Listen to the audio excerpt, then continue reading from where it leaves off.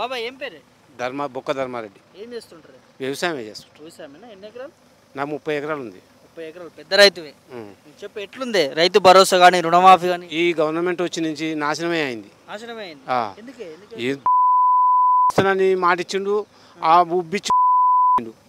ఇంకేం చేస్తాడు? ఇంకేం చేస్తాం? మేమేం చేస్తాం? ఇస్తానన్నప్పుడు నమ్మినాం, అవి అయిపోయాయి. ఏమేమి వస్తాలో రుణమాఫీ కాలేదు నాకు, నాకే కాదు నా ఊళ్ళో కొంతమంది కాలేదు. రైతు బంధు మొత్తం బంద్ ఉంది. ఈడు వచ్చి నుంచి కథమైంది. ఆడు అన్నిటికి ఇచ్చేది పాపం. 30 ఎకరాలకు ఇచ్చేది, అవసరమైతే శరీరం మునిగిపోయినా కూడా ఇచ్చేది. ఈడు అందరికి ఇచ్చేది, చిన్న లేదు నా పెద్ద లేదు.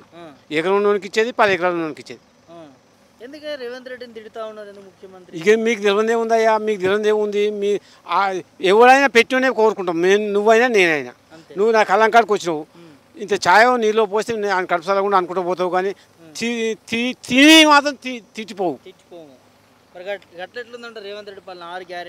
అన్ని 6 గ్యారెంటీలు లేవు, నా 3 గ్యారెంటీలు లేవు, 1 గ్యారెంటీ లేదు.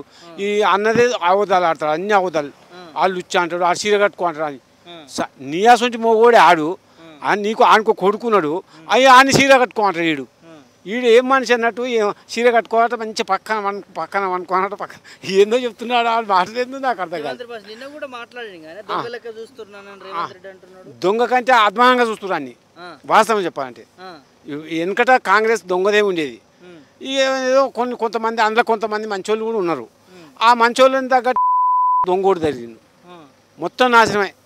ఏది అదేందో చెప్పిండు, అదేంది చిల్లర ఇల్లు కట్టించిన కూల కొడతా అన్నాడు. ఆ సగం కూల కొట్టిండు, నీ ఆసుంటుంది కూడా నా ఆసుంటుంది ఆపిండు, భయపడ్డాడికి. అట్లా చంపేస్తుండు పేదోడిని అనేటోని ఎవరిని ముందుకు రానిరాడు. చెప్పులు ఎత్తుకపోయడం లెక్క చూస్తున్నాడు ముఖ్యమంత్రి. ఇక చెప్పులు ఎత్తుకపోతాడు, వాడు గొంగ ఎత్తుకపోతాడు, ఇచ్చిన బట్టలు కూడా ఎత్తుకపోతాడు. దొంగ దొంగ ఆడు. ఈ చీఫ్ మినిస్టర్ అయ్యిండు, ముఖ్యమంత్రి అయ్యిండు. ఆడు ఇప్పటికీ మంది భూములు గుంజుకొని అమ్ముకుంటాడు, ప్లాట్ చేసి. ఏం మనిషి అన్నట్టు అది మహబూబ్. దొంగ బాబత్ పార్ట్నర్ ఆడు, దొంగల పార్ట్నరు, దొంగలకు పార్ట్నర్ ఈ ముఖ్యమంత్రి. ఎందుకు అన్న ఉంది. ఆ మహబూబ్ నగర్ అనేది పేదరాజ్యం, వాస్తవంగా చెప్పాలంటే పేదరాజ్యం. ఆ ఊళ్ళనే దోసుకొని తింటాడు వీడు. అసలు మహానుభావుడు. మహబూబ్ నగర్ దగ్గర ఏదో ఊరు, కొడంగల్. కొండారెడ్డిపల్లి. ఇవన్నీ చూస్తావు. ముఖ్యమంత్రి అట్లా మాట్లాడిండు, ఎందుకు మాట్లాడిండు అనుకోవచ్చు. వాడు ఒళ్ళు వదిలి మాట్లాడుతున్నాడు. ఆయన తన్నటోడు ఉంటే, నా సొంతోడు సాధన ఉండి తన్నటోడు ఉంటే అంతే. అంత మూర్ఖుడు అది. పెద్ద చిన్న నీరు లేక ముఖ్యమంత్రి చేసినాడు. ఆడిది చీర కట్టుకోవాలంట, చీర కట్టుకోవాలంటే అంటే నీకేమన్నా వాల్యూ అనిపిస్తుందా? ఆడిని అన్నం బాగానే ఉంది, మనం అనేది వాల్యూ వినాలి. అప్పుడేది మొన్న చీర కట్టుకో మంచిగా అనిపిస్తుంది అని చెప్తున్నాడు. ఆడు 100 ఎకరాలు మందిని ముంచుతున్నావు, 100 ఎకరాలు తింటున్నావు, తాగుతున్నావు, మందిని ముంచుతున్నావు.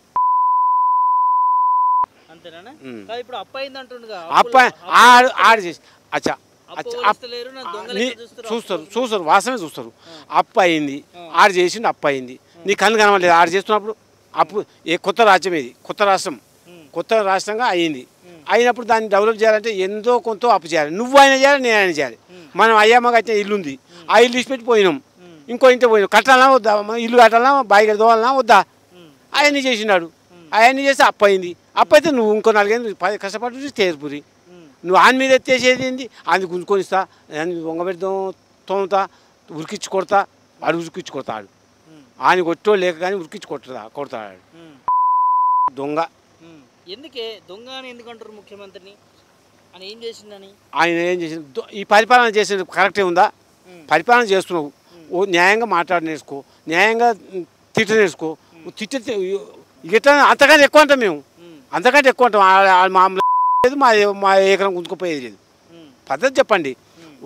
ఒకవేళ నువ్వు పెద్ద మనిషివి, నువ్వు లెక్కనే నీ లెక్కనే ఆడు ముఖ్యమంత్రి అయ్యాడు, ఆయన చేయరాలేదు, బాగా చేయరాలేదు. నిన్ను ఎన్నుకున్నారు కదా, ఎన్నుకున్నప్పుడు నువ్వు మంచి చేయరాదు, మంచి మాట్లాడరాదు. ఇస్తాను రాదు. రుణమాఫీ ఇస్తాంటావు, అది అంటావు, ఇది అంటావు, అది అంటావు, అన్ని ఉత్త మాటలు చెప్తావు, ఇట్లా చెప్తావు. ఉత్త మాటలు ఎందుకు చెప్పాలి? బాగాలేదు, మొత్తమే బాగాలేదు. ఈయన పాలనే బాగాలేదు, ఈ మనిషి బాగాలేదు, మాటే బాగాలేదు. మళ్ళీ ఎలక్షన్ వస్తే ఎక్కేస్తారా ఇల్లు కొడతారు.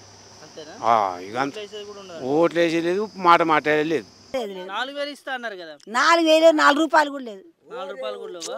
అప్పుడు చెప్పారు కానీ 4 రూపాయలు కూడా లేవు. పింఛన్ లేదు.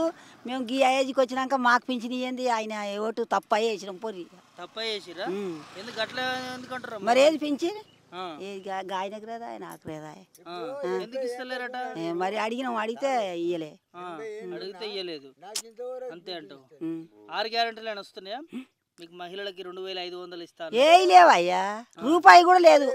ఆడికి వచ్చిన రాంటి కూడా వస్తా, రూపాయి కూడా లేదు నాకు. ఆయన తండ్రి రాంటి కూడా వస్తా, రూపాయి కూడా లేదు నాకు. ఫ్రీ బస్ ఎట్టుంది మరి? నేను ఇది వరకు ఎక్కలేను నాన్న. ఫ్రీ బస్ పెట్టిరట కానీ ఆ ఎక్కిన వాళ్ళనే తిడుతున్నా. ఎందుకు పెట్టిండో పని లేక ఆ బస్సుకు మస్తు లక్షలు లక్షలు వచ్చు పాపం ఆయనకు.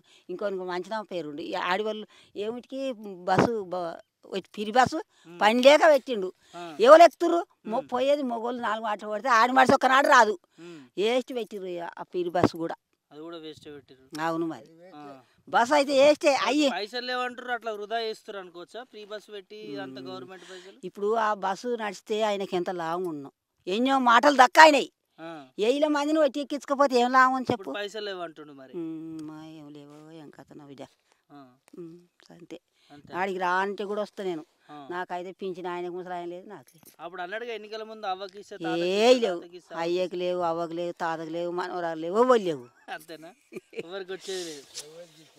ఇస్తే జర ఆడికి రా అంటే కూడా వస్తా నేను.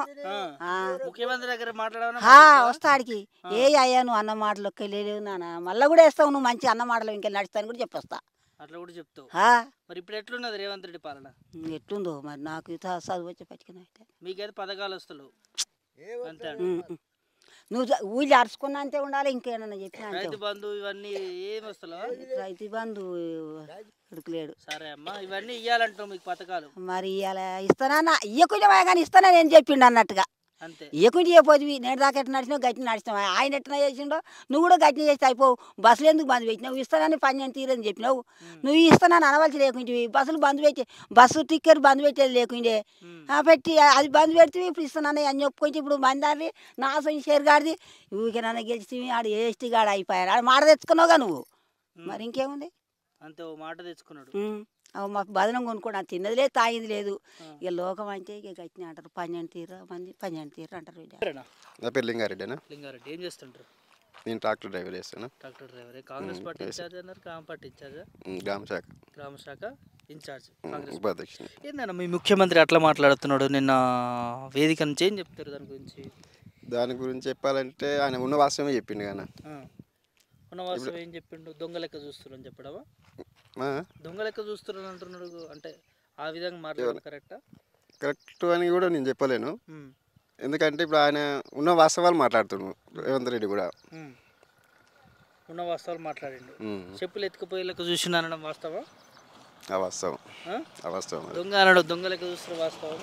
అంటే ఎందుకు అంటే ముఖ్యమంత్రి అంతా స్ప్రెస్టేస్గా అవుతున్నాడు, దేనికోసం అనుకోవచ్చు? ఏం చెప్తారు మీరు సలహాలు?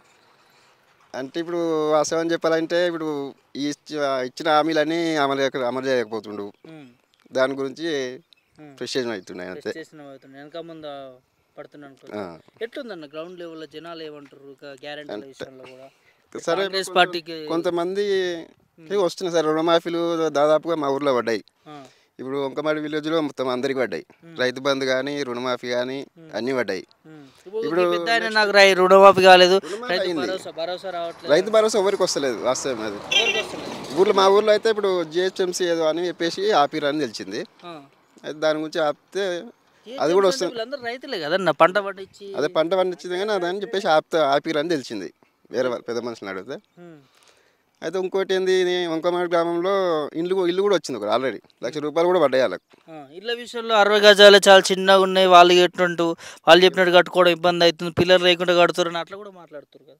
అవును అంటారు. ఇక ఎవరు ఇష్టం వచ్చిన వాళ్ళు అంటుంటారు. ప్రతిపక్షాలు మాట్లాడుతూనే ఉంటారు. లేదు, ప్రజలే అంటున్నారు ప్రజలు చెప్తారు ఇందిరమ్మ ఇండ్ల పైన చిన్నగా 60 గజాలలో ఎట్లా కట్టుకుంటాం ఇల్లు, పిల్లర్ లేకుండా కూడా ఇస్తున్నారు అని చెప్తున్నారు కదా. అంటే పిల్లలు కోసుకొని కట్టుకోవచ్చేమో మరి, దాన్ని కూడా అట్లా లేదంటున్నారు కదా మరి. దానికి ఏం మనం ఏం చెప్తామనండి ముఖ్యమంత్రి మాట్లాడిన వ్యాఖ్యలు అవన్నీ కూడా జనాలు ఇప్పుడు ఎందుకు అట్లా మాట్లాడిండు, అట్లా మాట్లాడడానికి అవసరం వచ్చు, దొంగ లెక్క చూడడం ఎందుకు, తెలంగాణ ఇజ్జత్ ఎందుకు తీస్తా ఉన్నాడు అని చెప్పి అంటా ఉన్నారు మరి. ఈ జీతం తీసుకురు అంటే ఎల్లీలకు సంసారం అయిపోతుంది ఇప్పుడు, ఆయన వాస్తవం చెప్పాలంటే. ఎందుకు దానివల్ల ఉచిత పథకాల వల్లనే ఈ వాస్తవం చెప్పాలంటే రైతు బంద్ వేసేది ఉండే, ఇప్పుడు బస్సు ఇచ్చిపెట్టి రైతు బంద్ వేసేది ఉండే.